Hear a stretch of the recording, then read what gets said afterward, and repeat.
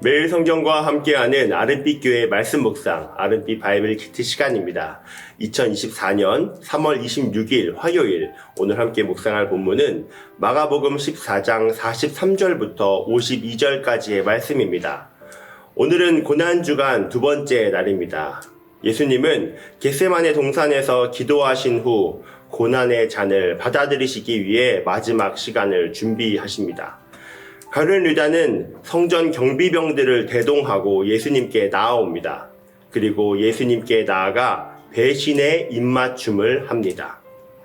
대제사장들과 서기관들, 장로들에게서 온 무리들은 예수님을 체포합니다. 그 모습을 본 제자들은 예수님을 버리고 도망합니다. 이러한 내용 가운데 오늘 우리가 주목하여 볼 말씀은 마가복음 14장 48절부터 52절까지의 말씀입니다. 예수께서 무리에게 말씀하여 이르시되 너희가 강도를 잡는 것 같이 검과 몽치를 가지고 나를 잡으러 나왔느냐? 내가 날마다 너희와 함께 성전에 있으면서 가르쳤으되 너희가 나를 잡지 아니하였도다. 그러나 이는 성경을 이루려 함이니라 하시더라. 제자들이 다 예수를 버리고 도망하니라. 한 청년이 벗은 몸에 베옷 이불을 두르고 예수를 따라다니다가 무리에게 잡힘에 베옷 이불을 버리고 벗은 몸으로 도망하니라. 오늘의 본문 말씀은 짧은 시간이지만 스펙터클한 장면을 보여주는데요. 예수님께서 무리들에게 잡혀가시는 모습을 보여줍니다. 오늘은 예수님이 잡혀가시기 전과 후의 상황에서 등장하는 여러 사람들의 모습에 주목해 보고자 합니다. 먼저 주목해 보고자 하는 인물은 바로 가룟 유다입니다. 가룟 유다는 예수님을 잡기 위해 무리들과 함께 겟세마네 동산으로 왔습니다. 가룟 유다는 원래 예수님을 따르며 12에 속했던 제자였지만 이제는 더 이상 예수님 편에 있지 않고 예수님의 반대편에 섰습니다. 오늘 본문에서는 가룟 유다가 예수님께 입을 맞추는 장면을 볼 수 있는데요. 유다는 어둠 속에서 예수님을 정확하게 식별합니다. 그리고 다가가 랍비어라고 부르며 입을 맞춥니다. 예수님을 배신하러 온 가룟 유다가 예수님께 다가가 입을 맞춘 이유는 무엇이었을까요? 여러 해석이 있을 수 있겠지만 이 장면에 대해 어느 한 묵상의 글을 한번 나누어 볼까 합니다. 유다와 무리는 이미 군호로 입을 맞춰놓은 상태다. 어둠 속에서 인물 식별이 어려웠을 터 정확한 대상을 지목해 신속히 체포하기 위한 약속이다. 유다가 입 맞추는 그가 예수다. 무리는 그 사람을 즉시 잡아 단단히 끌어가면 된다. 이렇게 무리와 유다가 나눈 은밀한 정보는 무리 혹은 종교 지도자들로부터 나왔을 것이다. 유다는 이 모든 것을 치밀하게 계획했고 작전은 일사불란하게 수행된다. 유다의 입맞춤은 가장 비극적인 배신의 입맞춤이었습니다. 가룟 유다는 무리가 잡아가야 할 사람이 누군지를 지목하는 방법으로 예수님에게 다가가 입맞춤을 했습니다. 또 한 가지 흥미로운 점이 있다면 가룟 유다와 무리들이 예수님을 잡으러 올 때 검과 몽치를 가지고 왔다는 점입니다. 예수님은 지금껏 폭력적인 행동을 하신 적이 없습니다. 그럼에도 무리들은 예수님을 잡으러 올 때 검과 몽치를 가지고 왔습니다. 48절 예수님도 이렇게 말씀하십니다. 예수께서 무리에게 말씀하여 이르시되 너희가 강도를 잡는 것 같이 검과 몽치를 가지고 나를 잡으러 나왔느냐. 가룟 유다와 무리들은 예수님을 강도로 여기며 행동합니다. 하지만 예수님께서는 지금 일어나는 모든 일들은 성경에서 예언한 것을 이루기 위함이라고 말씀하십니다. 예수님이 지금 성취하시는 예언의 말씀은 이사야서 53장 12절의 말씀입니다. 그러므로 내가 그에게 존귀한 자와 함께 몫을 받게 하며 강한 자와 함께 탈취한 것을 나누게 하리니 이는 그가 자기 영혼을 버려 사망에 이르게 하며 범죄자 중 하나로 헤아림을 받았음이니라. 그러나 그가 많은 사람의 죄를 담당하며 범죄자를 위하여 기도하였느니라. 예수님이 강도로 여김을 받는 것은 이사야서 53장 12절에서 고난받는 종이 범죄자 중 하나로 헤아림을 받는 예언을 성취한 것이라고 할 수 있습니다.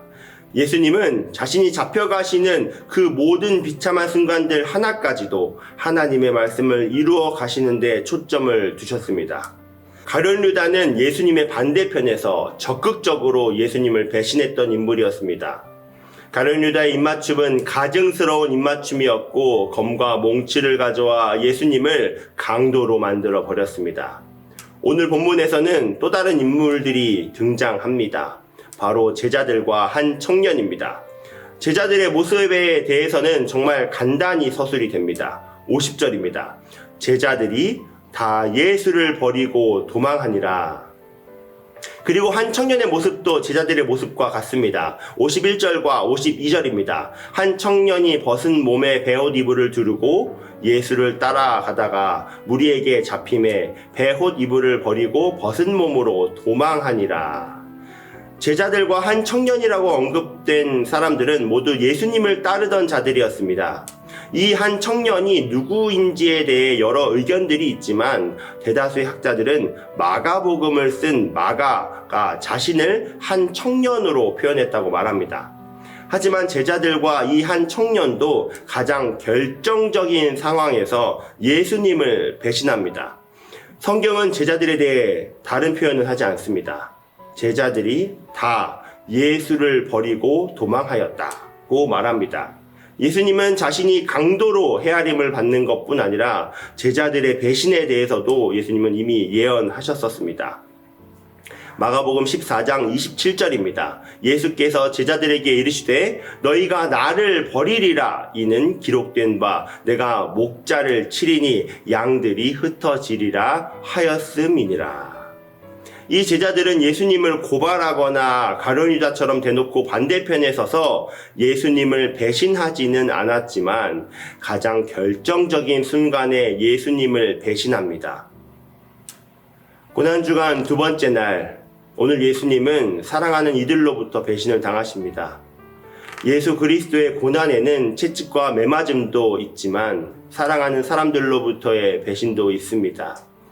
그 배신에는 예수님의 반대편에 서서 적극적으로 배신을 했던 이도 있었지만 예수님의 편에서 가장 결정적인 때에 예수님을 떠난 이들도 있었습니다. 오늘 말씀을 정리하면서 이렇게 말씀을 적용하며 기도했으면 좋겠습니다. 가룟 유다처럼 배신했던 나의 모습을 돌아봅시다.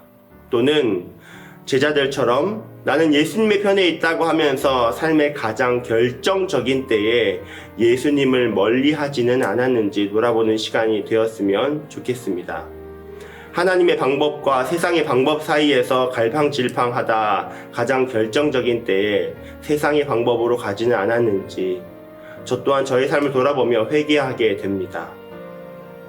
사랑하는 아름빛 교회 성도님들, 우리 예수님은 모두가 배신한 상황 속에서도 그 모든 상황을 말씀으로 이루어 가시며 하나님의 구원 사역을 이루어 가셨습니다. 배신할 것을 아셨음에도 하나님의 사역을 이루어 가심에 흔들리지 않으셨습니다. 우리를 구원하시기 위해 그 어떤 수모와 모욕, 비참을 견뎌내셨습니다. 이번 한 주 우리를 위해 고난당하신 주님을 기억하며 우리의 삶을 다시 한번 돌이켜 주님께 나아갑시다.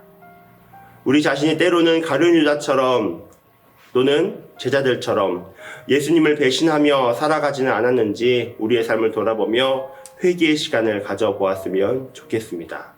우리가 회개하며 나아갈 때 흰눈보다 더 희게 하실 주님을 기대하며 오늘 고난주간 두 번째 날을 맞이하시길 기도합니다. 다 같이 기도하겠습니다.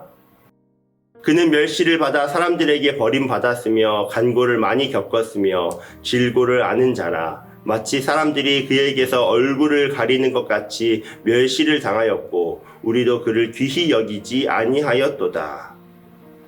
하나님 아버지, 오늘 고난주간 두 번째 날을 맞이하며 말씀으로 오늘의 하루를 시작합니다. 우리의 삶을 돌아보며 때로는 가룟 유다처럼 예수님을 적극적으로 배신했던 삶을 회개합니다.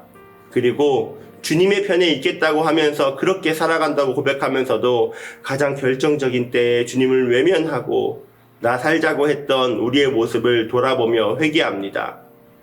우리를 돌아보니 구원받을 자격도 없고 구원받은 자로 살 능력도 없음을 다시 한번 돌아봅니다. 주여 용서하여 주시옵소서. 사랑하시되 끝까지 사랑하시는 그 사랑으로 사명을 이루어 가신 주님의 그 발걸음을 떠올려 보며 오늘의 하루를 보냅니다. 우리를 위해 고난받은 이 삶을 기억하며 나를 돌아보고 우리를 돌아보아 살아가며 새롭게 하는 오늘의 하루가 되게 하여 주시옵소서. 오늘도 주님의 은혜를 구하며 나아갑니다. 은혜 내려 주시옵소서. 감사드리며 살아계신 예수 그리스도의 이름으로 기도합니다. 아멘.